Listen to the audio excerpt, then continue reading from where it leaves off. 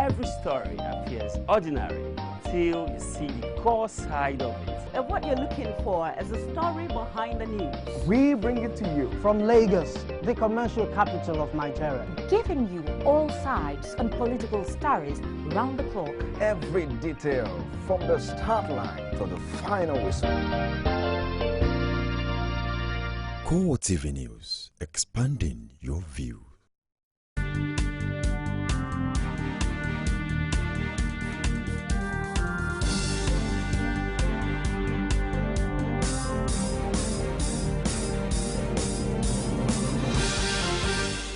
A very good evening to you and welcome to CoreTV Primetime News. I am Nena Nyama. In our major stories tonight, PDP APC trade words as Kogi governorship election draws near.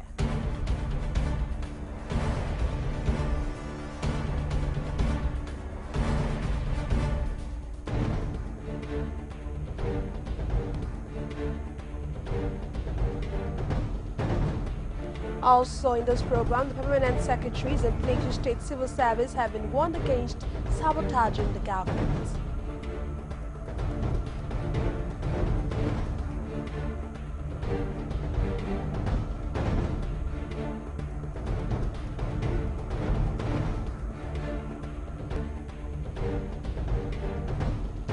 The bad state of Oshogbo-Ilobo Road line into Bomosho in Oyo State is no doubt a source of nightmare for motorists who ply that access.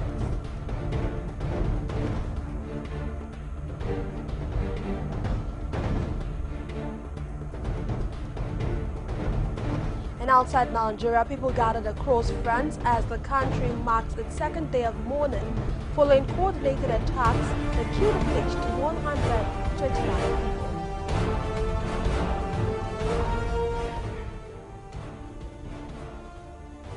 Thank you so very much for joining us tonight. The People's Democratic Party said it has uncovered clandestine meetings involving the presidency, the Independent National Electoral Commission (INEC), and some security forces, wherein the agencies were ordered to use official and unofficial means necessary to ensure victory for the All Progressive Congress in the November 21 Kogi State governorship election. In a statement by the National Publicity Secretary of the party, Olisa Metu, the party says it has incontrovertible records of separate meetings late last week between the presidency and the new INEC leadership, as well as with some top security officers, which are coordinated by the Secretary to the Government of the Federation, Engineer Babachi Lawal. According to the PDP, Lawal had in the meetings boasted that he asked President Muhammadu Buhari's orders to ensure that Kogi State is wrestled from the PDP by all means. Meanwhile, the presidency has denied allegations by the People's Democratic Party and its plan to rig the November 21 Kogi election. In a swift reaction, the senior special assistant to the president on media and publicity, Garba Shehu, refuted his claims, describing it as unfounded. He disclosed that the president would not subject his person to such acts, as this would be an indictment to his person. On the alleged meeting with the leadership of the Independent National Electoral Commission, Shehu said the president had directed that anyone who intimidates officials or undermines electoral processes should be duly punished. Ekiti State Governor Ayodele Fayose says he will not attend the meeting called by the federal government with state governors on the Treasury single account, pointing out categorically that the state government is not interested in the policy, which he said is a fraud against Nigeria and its people. Governor Fayose, in a press statement issued by a special assistant on public communications and new media, Larry Olayinka, said the federal government should rather remove the veil on the face of remitter so the Nigerians can know the real owners through whom the All Progressive Congress is siphoning Nigeria's money to fund Kogi and Bayelsa state governorship election. The governor said from all intents and purposes, the TSA policies aimed at recouping money spent on the last general elections by the APC, as well as raise money for future elections, especially the Kogi and Bayelsa state gubernatorial poll. The permanent secretaries in Plateau State Civil Service have been warned against sabotaging the government. This warning was given by the Plateau State Governor Simon Lalong at a retreat held in Jos to broaden the scope of the bureaucrats. Our Plateau State correspondent has details of the story. In line with the decision of the presidency to hold retreat for its permanent secretaries, the Plateau State government counties permanent secretaries in order to bring them up to speed with modern-day method of administration. At the event where the governor was represented by his deputy, the permanent secretaries were charged to abide strictly to the Civil Service Code of Conduct to avoid sabotage in their ministries. With this line of action is that you will form a critical mass in ensuring that our change administration achieves the purpose and the promises it made to the people of Plateau State. Your commitment to service delivery, therefore, is to ensure that you direct the affairs of your ministries towards achieving the policy thrust of this administration within the duration of its mandate. The permanent secretaries were reminded as the bridge between the political class and civil servants. Utmost decorum is required as they carry out their functions within the Plateau State Civil Service. May I seize this opportunity to emphasize that the roles permanent secretaries play in the government are very critical. This is because they occupy very unique positions. They provide a very vital linkage between the political class and civil servants. Still on happenings in Plateau State, the House of Assembly is reserved to extend by 2 months the tenure of the management committees that were installed by the Simon Lalong administration after he sacked the duly elected local government officials sometime in June 2015. Our Plateau State correspondent has more of the story. Governor Simeon Lalong installed management committees to oversee the affairs of local government councils in the state when he cited the issues of corruption and kicked out the duly elected officials. He, however, did not state the dates for new elections. It is in this view that the State Assembly decided to extend the tenure only by 2 months, within which it is expected that all electoral issues will be sorted out for democratic governance to be restored at the local level in Plateau State. The request for confirmation by His Excellency and the resolution of the House thereon do not contain tenure for the management committees for the local government councils. No office, elected or appointed, can be filled without stated duration for such office. Speaking on the floor of the House after a 2-month deadline, member representing Panshin South said they were compelled to do so in order not to disturb the fragile peace in the state. What we have just passed with regards to the local government caretaker committee is as a result of what I consider applying the doctrine of necessity. Because in the first place, you'll agree with me that the legality or otherwise of that structure itself is being contested. We'll take a break now, return with more stories. To stay with us.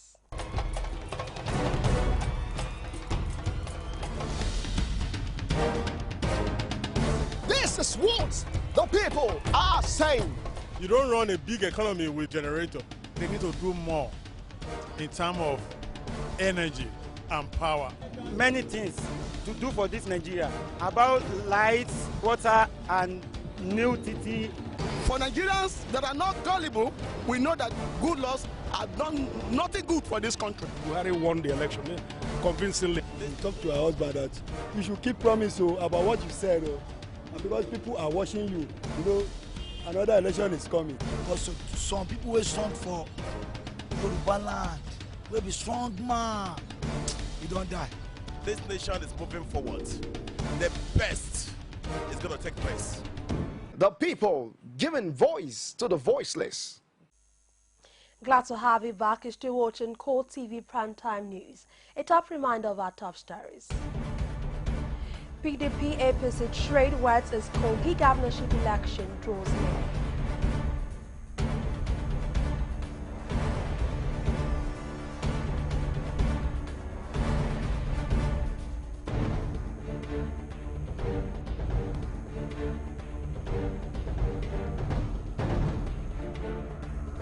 Also, permanent secretaries in Plateau State Civil Service have been warned against sabotaging the government.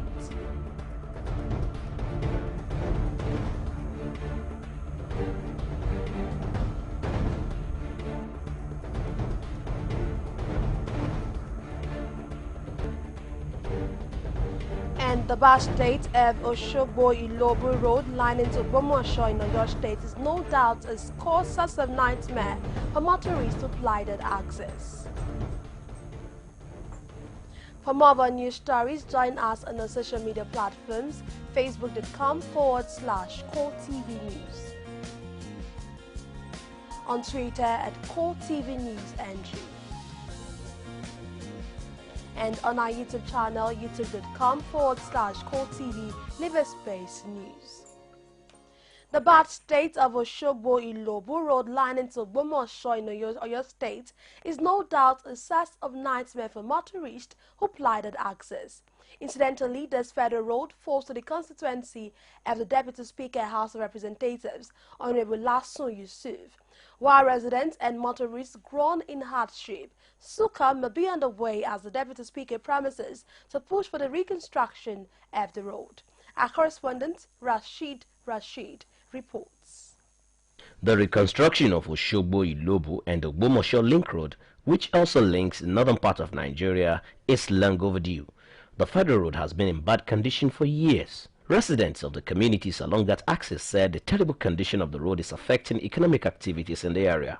The only request the people of this federal constituency from the Deputy Speaker, who is their representative in Abuja, is to facilitate the reconstruction of the road during his time as the Deputy Speaker. The road from Oshogbo linking Okini with Ilobu, Ifon and Oyo State boundary is in deplorable condition, and that is really affecting our socio-economic activities in Ilobu.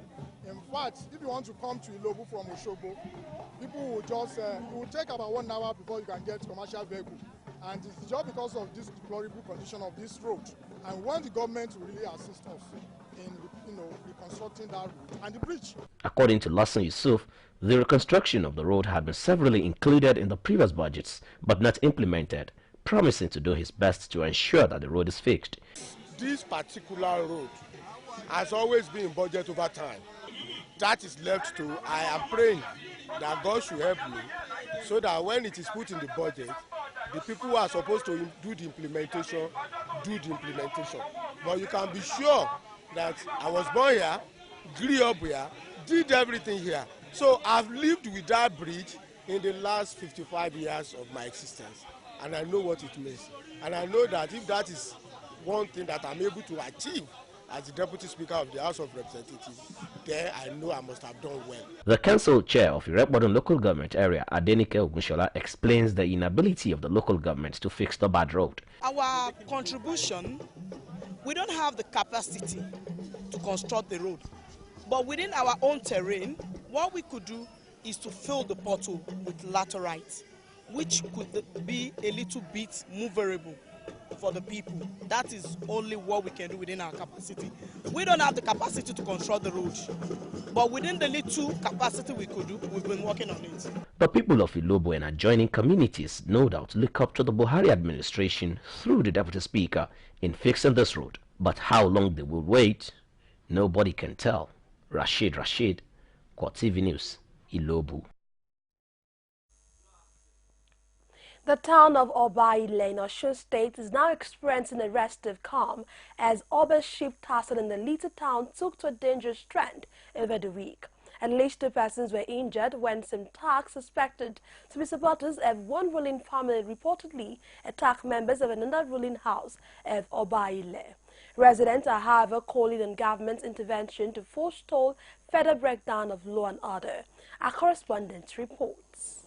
Oyegoke ruling house, according to the rotational method of ownership in the ancient town of Obaile, is the next to produce the king to fill the vacuum created since March when late Oba Michael Adebisi joined his ancestors. Speaking with the head of Oyegoke ruling house in Obaile, Joshua Ojo said there are 4 ruling houses recognized by the law and government of Osun State, which exclude one of the main contenders in the race, Oyeyemi Oshamu. He says they have presented a candidate to the kingmakers for approval. The trouble is propelling. Otherwise, if it escalates, it will not be easy to curb. So I beg the state government, security officers, all parts of security to come to our aid and save us from the planning hire killers. Some of the youths that were attacked during the fracas want government and security operatives to wade into the matter before it escalates. Peter Adejobi, he is the one that is saying that they should kill this boy, kill Ahmed on that very day. But we really thank God on that very day that he was not killed. Because I didn't mean that he was killed. We can't say this town will be peaceful. Both the Kingmakers and the Oyegoke ruling house claim to have met with the state government concerning the issue as they hope for the government intervention into the matter to engender peaceful coexistence in the community. Oyegoke members met. They took decision and handed over Suleiman Olaiwola with the head of Kingmakers, who is the Esa Obaile Olasunkanmi, the next to Oba. The government has known about it. While the people of Obaile await the announcement of new Oba, they also look up to the government for protection. Rashid, CoreTV News, Obaile, Osun State. The Ministry for Youth and Plateau State has organized a seminar for the youth corpers in the state to raise awareness on the HIV/AIDS pandemic that is prevalent in the state.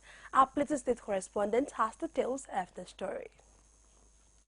Plateau State has 3% annual increase in HIV and AIDS disease and has been ranked as number 6 in the country among states with the epidemic. In order to ensure that the youth corpers who are in the state do not fall into the dreaded disease, the State Ministry of Youth, in conjunction with Plateau State AIDS control agencies, organized a seminar to sensitize the youth on the dangers of risky behaviors. If you read it in 10 minutes, you know about HIV. You can prevent yourself, you can tell anybody about HIV and AIDS. As the issue from the Youth Ministry emphasized that abstinence remains the best solution if the youth are to escape the grip of the disease, adding that although there are other ways through one may contact the disease, immoral act is one of the most common of them all. Scale prevention services in the state, the partner and the executive director have already said, 0.00, that is what we want to conduct. A word they say is enough for the wise, as the dreaded disease remains without cure.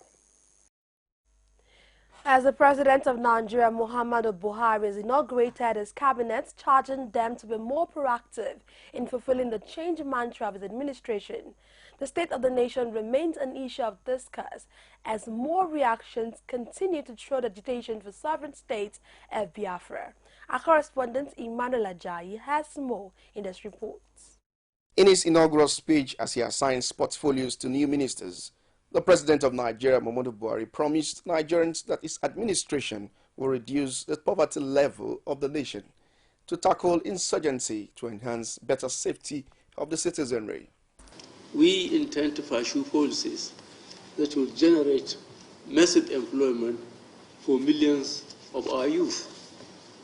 We shall also continue with greater determination and focus to pursue our goals of ensuring improved security for our country and its citizens, and without letting up on our fight against corruption.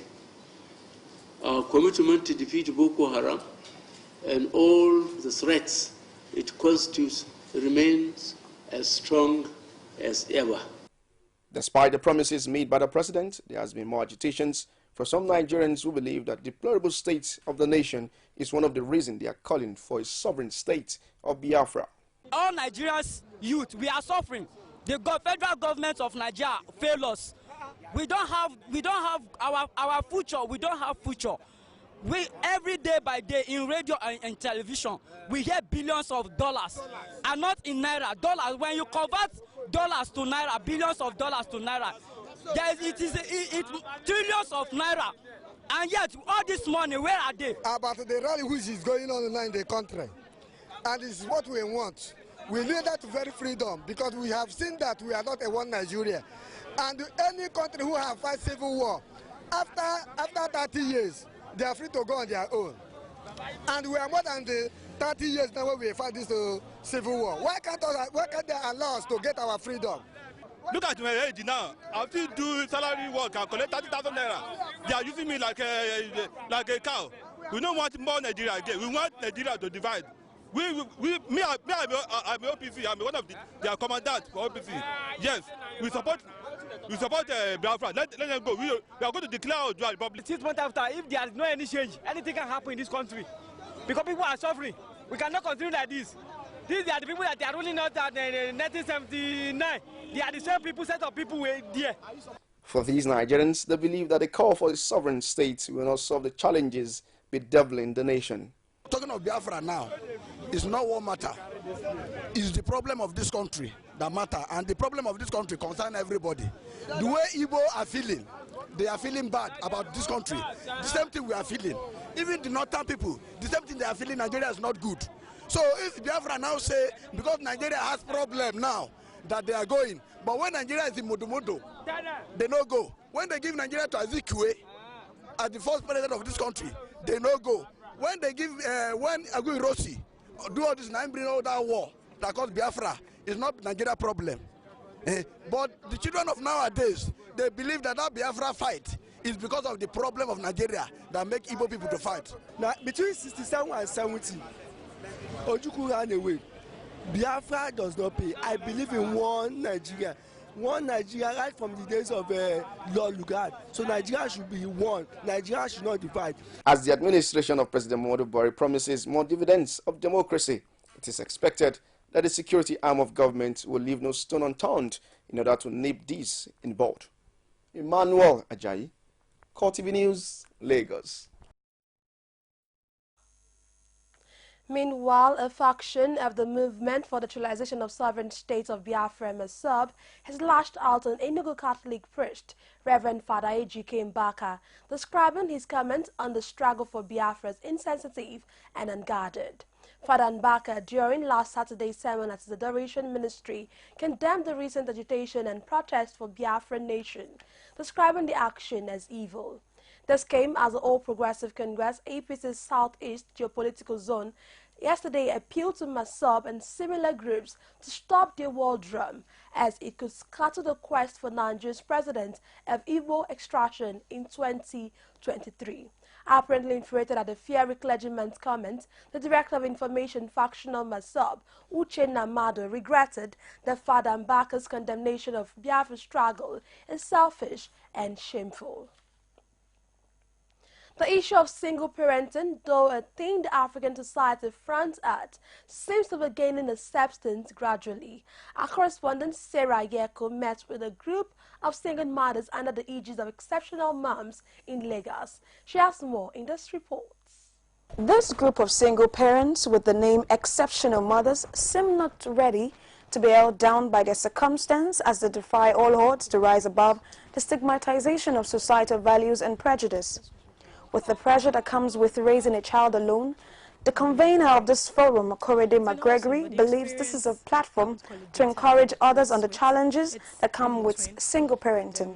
More of the reason we had to put this together, single parenting is happening. What are we going to do about it? We can just keep watching and act like it's not happening. We need to face it. And another reason is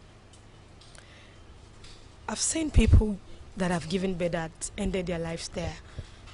But you giving birth is not a crime, it's not a disease, it's not a sin. You can do better things with your life, and we hope that through this gathering, be able to reach out to more people that are in this position. It's not a crime to be pregnant and not be married.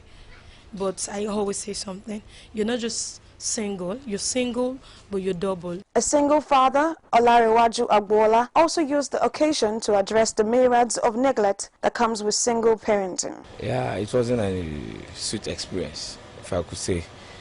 I had my first issue when I'm leaving secondary school. So I think we call that, in our part of the world they call it mistake. But the second one came out of my stupidity, because I'll call it stupidity. Yeah, so fine. As in, I'm grateful to God anyway. Was after the second one came, I concluded I'm not going to get married anymore. So, and I felt there's no woman that's going to stay with somebody that has a single father or something. But I didn't find it difficult as a man to engage, have a dating or stuff like that, because I'm a man. So I find it quite easy, because I could talk to a girl, they could listen to me. But once they hear I have kids, like, no, their parents is not going to allow that to happen. Other participants also had this to share. When I got pregnant, I knew that my family would be supportive, because that's the way my family is. So now people ask me, oh, how come you didn't get an abortion? And it was because I wasn't desperate enough, because I knew it wasn't the end of my life. I knew I had changed my life in a very permanent way, but I didn't think that my life was over, because I knew that my family would have my back. Parenting is hard work. I wouldn't encourage anybody to do it unless they're sure that's what they want. But specifically about single parenting, if you think you can handle it, by all means, go for it. When there's a separation or a divorce, what happens to you is that there is a break in your dream. It seems like a loss, It's just that, unfortunately, divorce is an unending loss. Unlike, death, the widow knows that, the man is gone, and he knows who snatched or what snatched the husband away. And so, you can channel your pain, your everything. But where a guy walks out from you, you're separated, you're divorced, you're actually very clueless as to what happened. Marriage can actually be beautiful if you're in it with the right partner. And so it will be totally wrong to say that it is better to be single. But at the same time, rather than being in an abusive marriage, in a marriage that is taunting you or pulling you down as an individual, it is better to be single.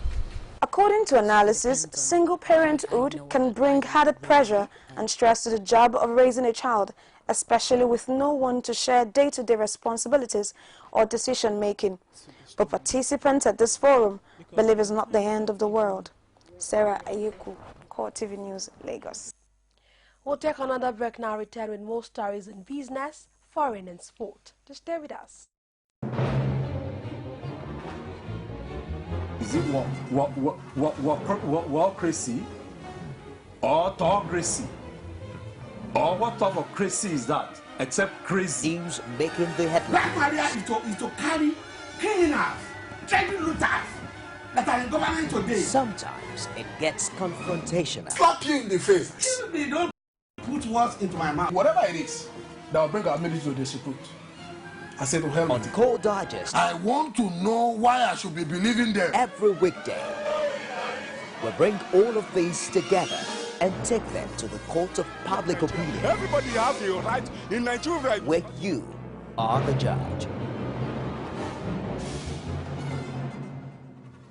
You can now watch CoreTV News live from anywhere in the world on our website, www.coretvnews.com. Click on Live TV on our website and watch us live. And welcome to CoreTV Primetime Days. To follow us on Twitter, click on Twitter icon on our website. On Facebook, click on the Facebook and YouTube to see all our previous news production. You can also watch us live on YouTube. Click CoreTV, leave a space, then news. CoreTV News, our 24-hour news station. Glad to have you back. Lagos State Governor Kimomi Anbadi has urged the country to pay more attention to the non-oil sectors of the economy in view of the dwindling revenue from oil. Governor Anbade, who spoke at the closing ceremony of the 2015 Lagos International Trade Fair held at the Tafawa Balewa Square, Lagos, said as a proactive response to the issues in the oil sector, Nigeria must embrace other sectors so as to garner resources to address the critical needs of the people. Alluding to the fact that the theme of the trade fair, enhancing value addition in the non-oil economy, is apt, Governor Anbade said there is need to look inward for alternative and sustainable revenue sources aside from oil. On the foreign scene, people gathered across France as the country marks a second day of mourning following coordinated attacks claimed by ICU that killed at least 129 people in Paris. Mourners lit candles and laid flowers on Sunday at the locations of the attacks across the capital, standing in silence. This is just as the police investigators elsewhere in the country have launched a search for the attackers and accomplices. The French police had earlier identified Omar Ismail Mostafai, a 39-year-old Paris native, as one of the attackers. Mostafai's detached finger was found overnight at the Bataclan concert hall, the scene of the bloodiest attack. Myanmar's President Thein Sein has promised a smooth transition during a meeting with political parties just a week after the landmark election. Addressing members of the political parties in Yangon today, the president said all duties will be transferred to the next government systematically in accordance to the schedule. Thein Sein, whose semi-civilian government took power when the military government stepped aside in 2011, said they would respect the results and hold reconciliation talks with Aung San Suu Kyi soon. Results from the Election Commission confirmed National League for Democracy's stamping victory in the first 3 nationwide elections in 25 years. Leaders of the world's 20 major economies, G20, have convened in Antalya, a heavily guarded Turkish resort on the Aegean Sea coast, for a 2-day summit with the refugee crisis dominating the start of the meeting. In a draft communique, leaders agreed that the refugee crisis is a global problem that must be addressed in a coordinated way. They preferred some proactive measures to tackle the crisis, including refugee resettlement, other forms of humanitarian admission, humanitarian aid, and efforts to ensure that the refugees can access services, education,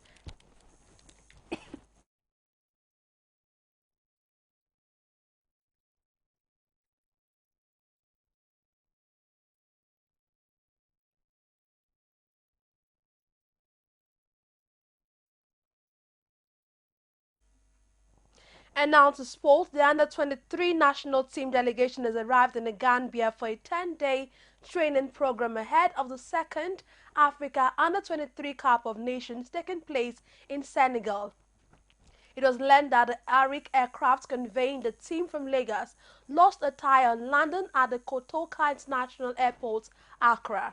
The airplane that was on ground in Accra was then deployed for the purpose of flying the team to the Gambia, but that also lost an engine on takeoff and the pilots had to make a quick return. However, Arik provided another aircraft to flee the delegation to the Gambia through Dhaka. And that's it on CoreTV News. Thank you so very much for watching. I am Nana Nyamatu.